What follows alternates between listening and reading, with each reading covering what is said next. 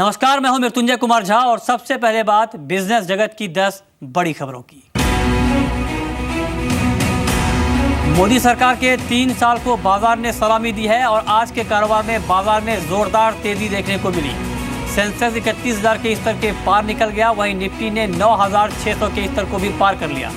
बाजार अपने नए रिकॉर्ड पर बंद हुआ। बैंक निफ्टी ने भी रिकॉर्ड स्तर बनाया।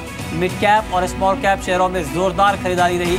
कारोबार खत्म होने पर सेंसेक्स 278 अंक और निफ्टी 85 अंक की बढ़त के साथ बंद हुए।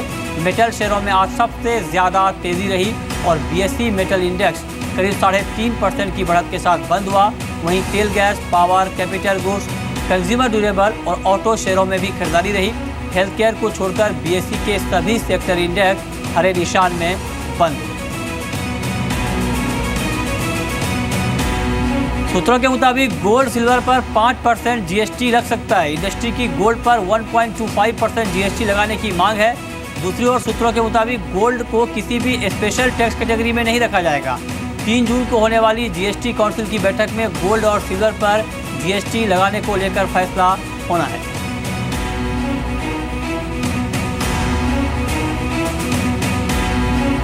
जीएसटी लागू होने पर स्कूल बैग और लग्जरी बैग में बराबर टैक्स लगेगा। जीएसटी काउंसिल ने स्कूली बैग समेत सभी तरह के लगेज बैग पर जीएसटी की उच्चतम दर 28% लगाने का फैसला किया है। महंगे होने वाले लगेज बैग में लगेज इंडस्ट्री ने सरकार से 28% की दर को रिव्यू करने की अपील की है। इसके अलावा नीति आयोग ने भी वित्त मंत्रालय को इस मामले में चिट्ठी लिखी है। जीएसटी काउंसिल ने बैग्स पर जीएसटी की उच्चतम दर 28% लगाने का फैसला किया है। इसलिए जीएसटी लागू होने पर बच्चों के स्कूल बैग महंगे हो जाएंगे। जीएसटी काउंसिल ने स्कूली बैग को trunk, suitcase, executive case, camera, gun case, traveller bag, sport bag और ज्वेलरी बैग जैसे लग्जरी प्रोडक्ट कैटेगरी में रखा है।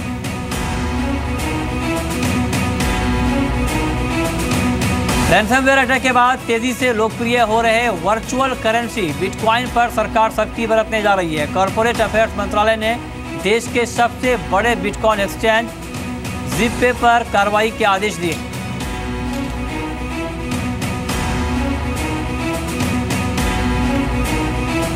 आईटीसी, सन फार्मा, जीएलएफ के नतीजे आज 8.5% बढ़ सकता है आईटीसी का मुनाफा। हालांकि 1 से 2% सिगरेट वॉल्यूम गिर सकता है।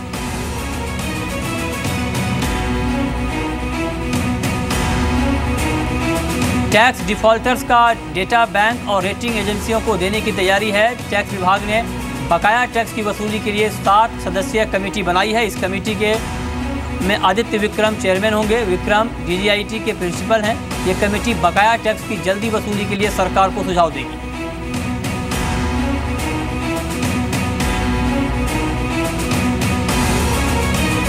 देश के मोबाइल हैंडसेट बाजार पर चाइनीज मोबाइल कंपनियों का दबदबा बढ़ता जा रहा है। कभी माइक्रोमैक्स, लावा, इंटेक्स जैसे भारतीय ब्रांड लोगों की पहली पसंद होते थे, लेकिन अब इनकी जगह चाइनीज ब्रांड जैसे वीवो, ओप्पो, शियोमी ने ले ली।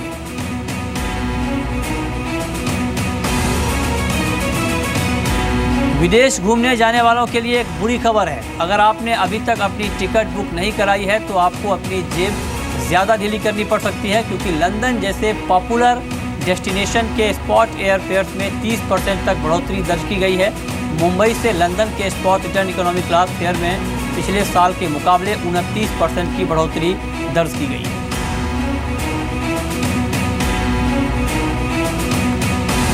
रेलवे आपके सफ़र को आरामदायक बनाने की तैयारी कर रहा है। मिशन स्वर्ण के तहत रेलवे ने 40,000 मौजूदा कोचों के मेकओवर का प्लान बनाया है। इसकी शुरुआत राजधानी और शताब्दी जैसे ट्रेनों से होगी। हालांकि इसके लिए यात्रियों को ज़्यादा किराया देना पड़ सकता है।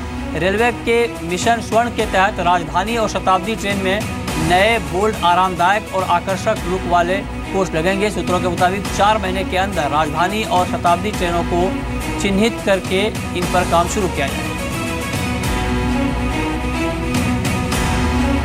फ्लिपकार्ट और स्नैपडील के मर्जर को लेकर अगले हफ्ते फाइनल टर्म शीट साइन हो सकती है। फाइनल टर्म शीट साइन के बाद मर्जर की प्रक्रिया शुरू हो सकेगी।